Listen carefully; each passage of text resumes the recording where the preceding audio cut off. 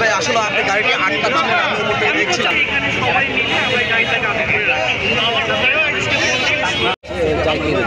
আবার অনেকে বলছে যে গাড়িটিকে যখন থামানো হয় তখন ব্যাগ তো 4 জন ছিল, 4 জনের মধ্যে কিন্তু এখানে দেখতে পাচ্ছি কিন্তু হ্যান্ডকাপ পুরো কিন্তু আমরা দেখেছি যে এখানে এখানে এখানে তো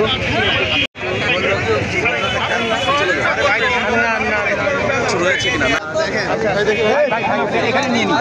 গুলি তো নাই না, গুলি নাই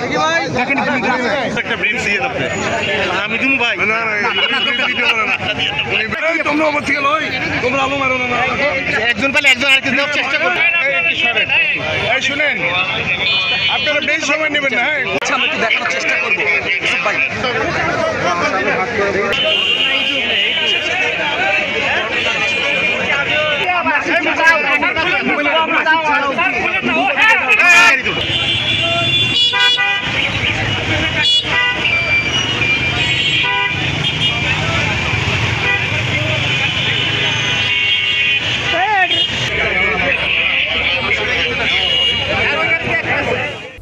যে শহরের কেন্দ্রীয় যে জামে মসজিদ আছে তার অপোজিটে যে পুরাতন বাস টার্মিনাল আছে এই এলাকা থেকে প্রাইভেট কারে সহ আমাদের যে বিদেশি পিস্তল, আমরা এখনই সেটি বলতে পারছি না, আমাদের যে পিস্তল উদ্ধার আছে এই ঘটনায় এবং 2 জন গ্রেপ্তার রয়েছে।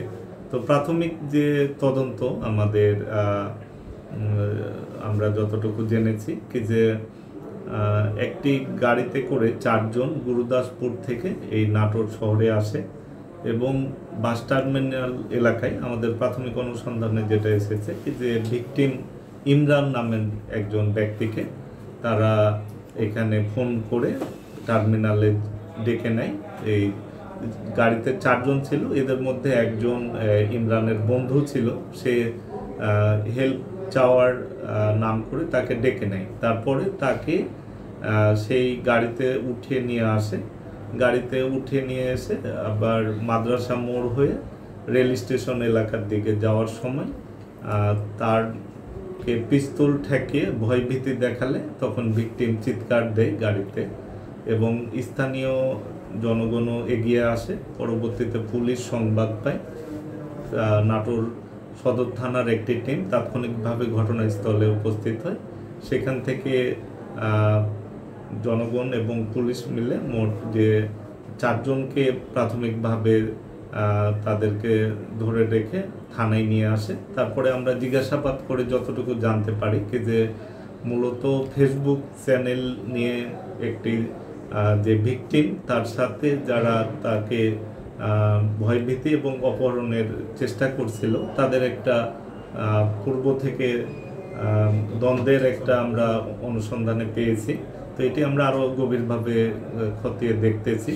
মূলত যারা 2 জনকে আমরা অ্যারেস্ট বলতেছি, এরা মূলত দাবি করেছে কি যে তাদের একটি এমডি রাব্বানি নামে একটি ফেসবুক পেজ রয়েছে। এই পেজকে যিনি ভিকটিম ইনি এইটিকে হ্যাকিং করে বা ব্লক করে তাদের যে ফলোয়ারের সংখ্যা এটি কমিয়ে দিয়েছে, তাদের এটি দাবি। তো যিনি ভিকটিম তিনি এটি অস্বীকার করেছেন। তারপর আমরা এই বিষয়টি খতিয়ে দেখছি।